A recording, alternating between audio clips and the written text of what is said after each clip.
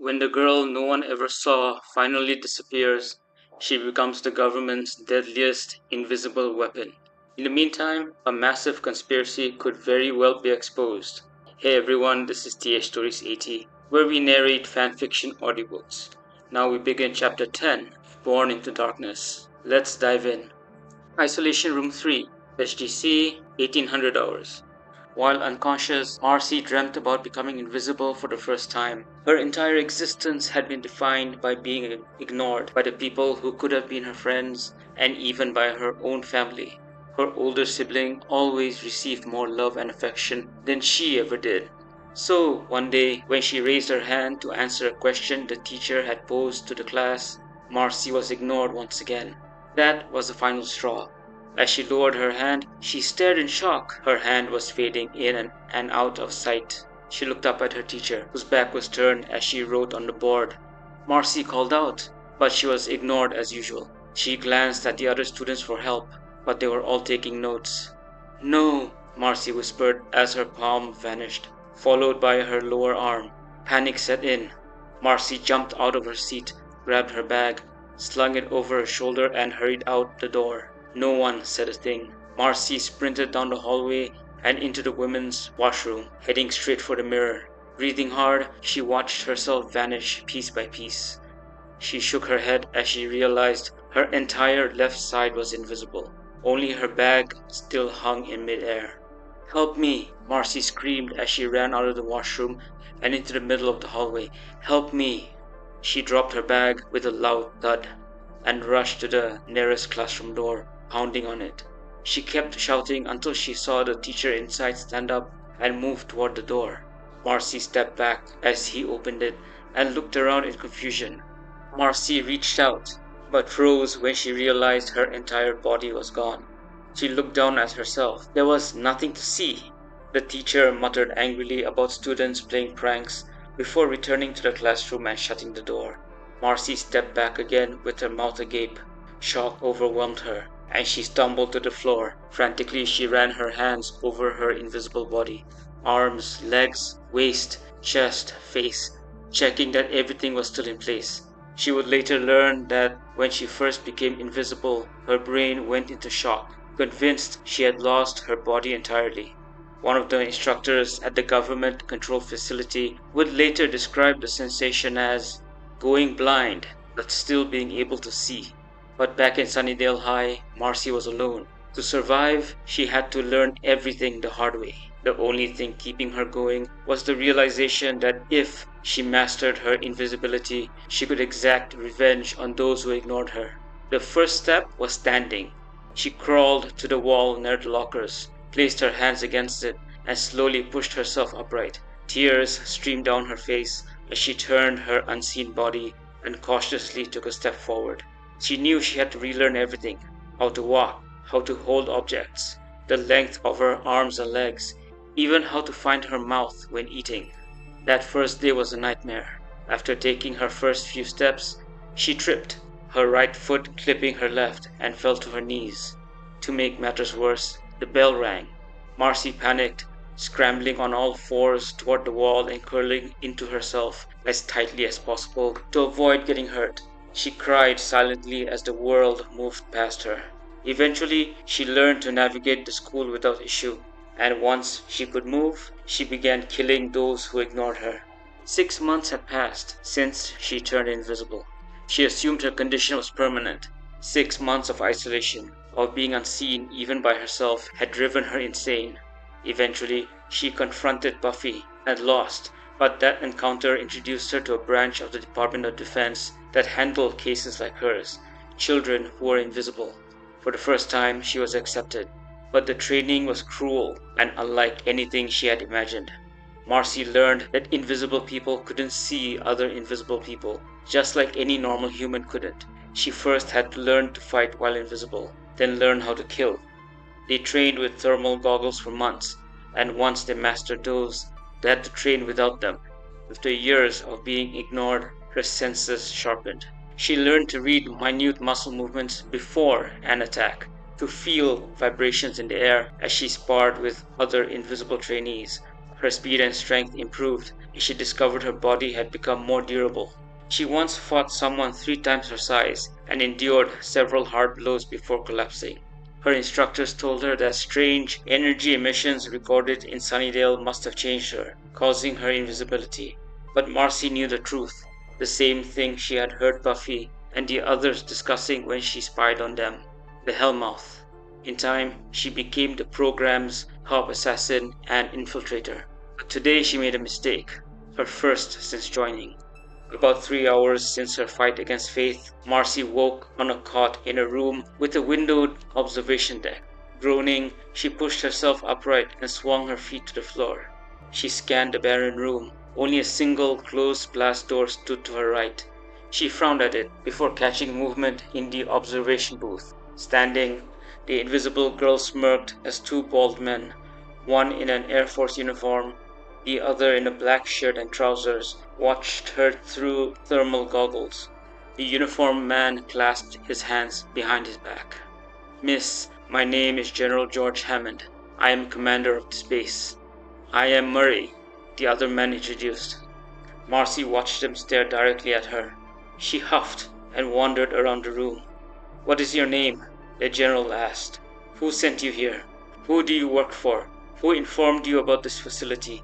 Who gave you the keycards?" Marcy stopped and looked at him, a smile forming on her face. She was certain he would see it through the goggles. "Miss," the general continued, "I'm trying to make this easy on you. We've already sent your fingerprints for a background check. We'll know everything about you soon. But if you cooperate now, I'll consider that when deciding what to do. You broke into a secured US government facility, assaulted 3 Air Force officers, and attacked a protected individual." "Please," Marcy scoffed, returning to the center of the room with her hands on her hips. "Are there more of you?" Teal'c asked. "What do you think, baby?" Marcy purred. Teal'c and Hammond exchanged a look, then turned back to her as she began to laugh. "This is funny." "It is not," Teal'c replied sternly. Yeah, Marcy muttered as she walked back to her cot and turned to face them again. Up in the observation room, the general and Teal'c removed their goggles and exited through the side doors. "General Hammond," Teal'c began as they walked down the hallway, "I believe more individuals like her may come to the SGC. If their target is Ellie Carter, then—" "I know, Teal'c," Hammond interrupted. "I've 3 SFs monitoring the 10th floor's thermal cameras. I've ordered them to use deadly force if anything suspicious occurs. If there are more invisible people, like the woman in the isolation room, this is a serious security threat. Infiltration," Teal'c observed. "Assassinations. These individuals would be able to go anywhere." "Yes," Hammond agreed. "I know what you're thinking. Sending some of them through the Stargate into heavily fortified Goa'uld territory would give us a massive tactical advantage." "Indeed," Teal'c affirmed with a nod. "But our primary goal is to protect Major Carter's daughter above all else," Hammond added. "She must have arrived here somehow. Take a few SFs and check the surrounding area. I doubt she came on foot. A driverless car would draw too much attention, so someone must have driven her. To enter this compound, the car would need to pass through the gate, or the driver would need proper identification. My guess is the vehicle is parked somewhere nearby." "Understood, General Hammond," Teal'c responded. "What of the key cards found on her?" "We're checking them," Hammond said as they reached the elevators. "At first glance, they appear authentic. If they are, then we have a massive security breach. The only people who could access those cards are a select group at the Pentagon or someone here at the SGC. "Do you believe this Watchers Council is responsible, General Hammond?"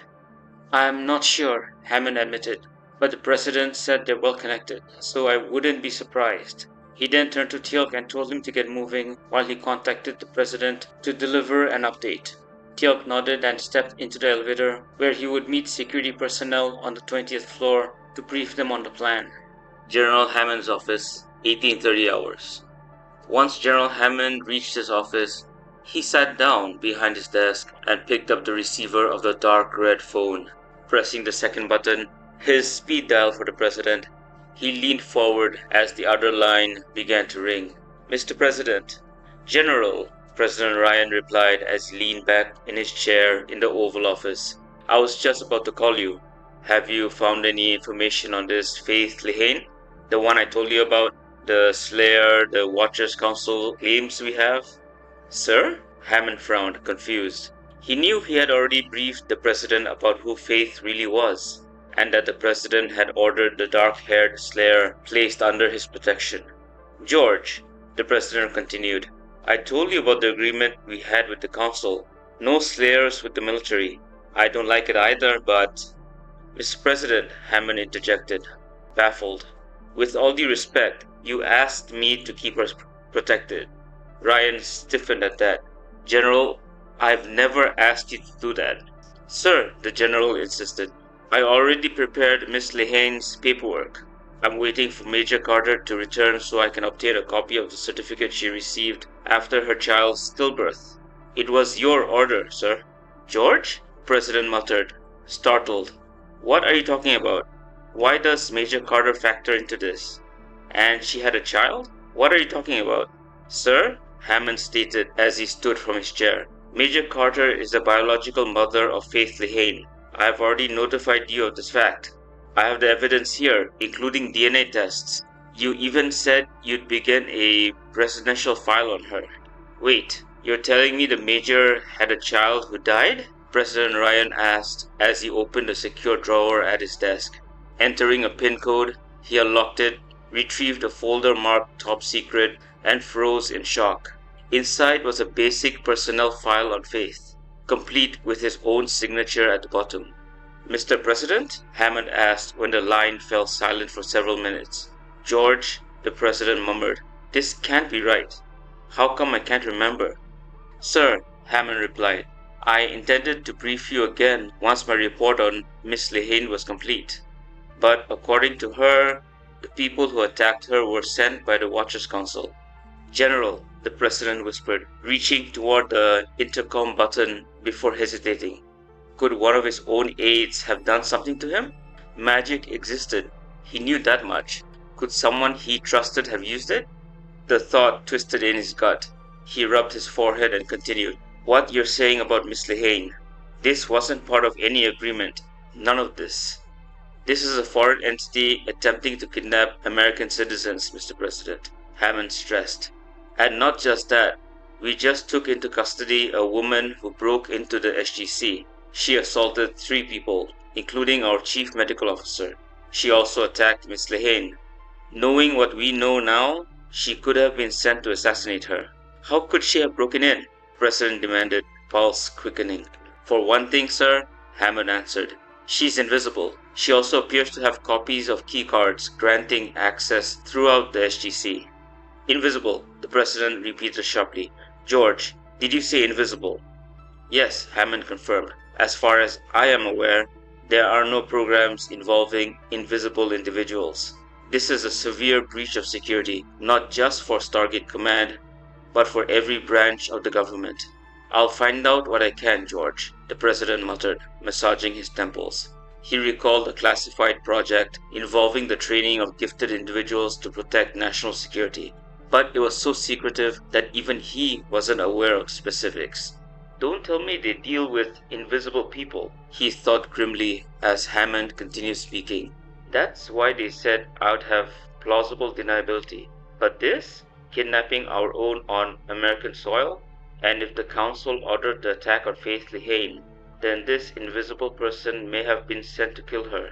Which raises another terrifying possibility. Why does an outside force have influence over this project? Could there be an insider? Is that why I can't remember my conversation with George? The council has mystical knowledge. Don't tell me they... No, they wouldn't dare. And the keycards? Only the Joint Chiefs and my Chief of National Security know. Don't tell me they have been compromised. Sir? Hammond asked again after Ryan had been silent for a couple of minutes. General Hammond, the President said tightly, I am aware this call cannot be tapped or traced. Of course, sir. Has the HTC come across technology that can retrieve lost memories? I understand what you mean, Hammond replied. He thought back to the Tok'ra memory recall devices currently under study. Yes, we are examining a Tok'ra device that can retrieve suppressed or forgotten memories. I can have it sent to DC within a few hours for Major Davis to... I know Colonel O'Neill is already undercover, the President cut in. This operation is vital to preserving our diplomatic ties off-world. Any action must wait until his return and the capture of the traitors stealing technology. But I also believe someone in my administration may have, how should I say this delicately, placed a mystical whammy on me. Hammond listened as the President explained that the Council possessed deep mystical knowledge. It made sense they'd be involved, especially since both he and, no doubt, the British Prime Minister could not remember their conversations. And he would have told the head of the council, Hammond added. I can only assume the Prime Minister forgot his conversation as well. We need to use the device on him too, the President murmured. I had hoped to keep the Stargate program secret for a few more years until we were ready to tell our allies on our terms. But this is being manipulated by a third party attempting to murder someone I've just learned is the daughter of a hero. A daughter believed dead. Coupled with the manipulation of my mind, I suspect other leaders may also have been targeted. Yes, sir, Hammond agreed. And in regards to Colonel O'Neill, I believe he will be contacted by this rogue element soon. They'll want to accelerate their acquisition of technology. I wouldn't be surprised if he's contacted within the next 2 days. Understood, the President replied. And regarding Miss Lehane, are you certain she is Major Carter's daughter? And if she was believed dead, then how... Major Carter will brief me once she returns, sir, Hammond answered. Major Carter, the President echoed. Where is she? She's returning from Sunnydale, Hammond told him. She'll report as soon as she's back at the SGC. I see. At that moment, Teal'c knocked on the office door. Hammond motioned him inside while continuing his conversation. And once I've been briefed by Major Carter, I'll send you the report, Hammond said. I recommend you continue your day as usual, Mr. President. The less we reveal about your missing memories, the better our chance of identifying the culprit. Agreed, the President responded. Please give Major Carter my congratulations on getting her daughter back. Yes, sir, Hammond ended the call, then turned to Teal'c. He asked whether security had found anyone suspicious. Teal'c shook his head. There was no one. I see, Hammond murmured. The driver must have escaped when the invisible woman failed to return at the designated time, Teal'c theorized. Hammond exhaled heavily. He should have known they wouldn't get answers about the invisible infiltrator so easily. He told Teal'c it would be best to let their invisible guest sweat for a while before questioning her again. Hopefully she would be more forthcoming. Teal'c informed him he was due in the gym to train new recruits. Hammond nodded, and the Jaffa departed down the hallway. A few minutes later, after checking with the office on the 19th floor that handled background checks, Hammond received word that the nurse present at Faith's birth now worked at another hospital. The technician provided the name and number, but the doctor who delivered Faith produced no results. Hammond instructed the technician to keep trying, then slipped the paper into his pocket as he headed for the elevator. He descended to the 22nd floor and walked into the primary infirmary, only to find Faith groaning and struggling weakly against Fraser and two nurses attempting to keep her lying down. Dr. Fraser, Hammond asked, how are you feeling? Fraser assured him she would be fine, then arched an eyebrow at Faith. She, however, is being animated, she noted. The general looked at Faith, who stared defiantly back before collapsing onto the bed with a loud sigh. Miss Lehane insists she's fine, Fraser continued, but we still need her under observation. I'm fine, Faith muttered as everyone looked at her. It takes a few days for me to recover and... In the meantime, Hammond interjected, you will follow the doctor's orders, Miss Lehane. You may be stronger now than when you arrived, but that doesn't mean you've fully recovered. You'll remain here for observation for a couple of days. By then, I'll have made a decision regarding your situation. Faith narrowed her eyes at him. When she had woken up in the new room, she had assumed the incident in the isolation room had been a test, a way for the military to gauge her strength. She hadn't wanted to use her full power, even against the invisible attacker. But once Dr. Fraser was assaulted, she realized something was very wrong. Or, Faith thought darkly, maybe the military would do this to their own, if the council will do anything to get a Slayer back. What would the military do to keep one? Miss Lehane, Hammond said as he stepped closer after speaking with Fraser. We have the woman who attacked you and Dr. Fraser in custody. Do you have any idea who she is? Or why she is? How she is? No, Faith murmured. I thought you people were playing a trick on me to see how I'd react, if I'd use my full power, or if I'd kill her. And now? The general asked as he sat beside her. I don't know, Faith admitted, glancing at Dr. Fraser. She helped me, but I don't know if that was part of the plan. Hammond looked briefly at a surprised Fraser before turning back. I promise you, we would not do this to our own personnel. None of this was a test. All I can say is that we'll do our best to keep you safe. Yeah, Faith muttered, changing tactics. Nice job. Look, just let me go and you guys will be safe. No one will attack you. I mean, if whoever that was, still can't believe it was an invisible chick. Anyway, if whoever that was is after me, then I need to get out of here. I feel fine, so that won't happen again, the general replied with a small smile. Fraser interjected, noting that Faith refused to eat. Not hungry, Faith mumbled, staring at the bed. Nonsense, Hammond countered. He called the nurse over. Could you get this young lady the special of the day? And 2 cups of jello. Of course, General. Faith, the general asked warmly, would you prefer blue, green, or red jello? Red, I guess, she shrugged. Hammond nodded, and the nurse hurried out of the infirmary. She soon returned with a tray and rolled it toward Faith. The nurse helped her sit up. Faith eyed the meatloaf, mashed potatoes, and steamed vegetables, and the 2 cups of jello. If it makes you feel more comfortable eating alone, Hammond offered, I can leave and return later. Whatever, Faith muttered, picking up her fork and taking a bite. Well, in that case, Hammond remarked, leaning back. I'll stay and make sure you finish everything on the plate. Dr. Fraser chuckled, telling them both she would continue her rounds and return shortly. Faith stared at the food, then gave a small, reluctant smile and took another bite. The meatloaf sucks. To be continued.